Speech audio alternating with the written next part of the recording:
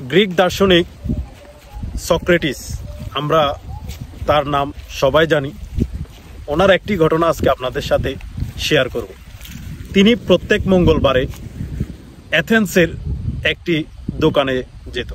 সেখানে দামি দামি অনেক জিনিস পাওয়া যেত যেগুলো খুবই এক্সপেন্সিভ। সো সক্রেটিসের এক বন্ধু সবসময় এটি লক্ষ্য করল। তো বন্ধু একদিন জিজ্ঞেস করলো, সক্রেটিস, তুমি প্রত্যেক মঙ্গলবারে এই দোকানে আসো কিন্তু কোনো জিনিস কিনো না, কারণ কি? সো সক্রেটিস তখন বলল, দেখো, অ্যাথেন্সের খুব দামি দামি জিনিসপত্র এখানে পাওয়া যায়। আমি প্রত্যেক সপ্তাহে এখানে এসে নিজেকে সান্ত্বনা দেই যে সক্রেটিস, এই দামি দামি জিনিসগুলো ছাড়াও তুমি অনেক ভালো আছো।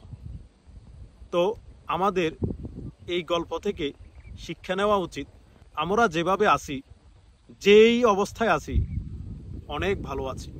আমাদের জীবন চলার জন্য এক্সপেন্সিভ কোনো কিছুই প্রয়োজন নেই। যে যেভাবে আছি, অনেক ভালো আছি, সুস্থ আছি, এটাই আমাদের জন্য অনেক কিছু। এই জন্য অল্পতে সন্তুষ্ট থাকতে পারলেই আপনার জীবনে সন্তুষ্টি এবং শান্তি সব কিছু এসে যাবে। ধন্যবাদ।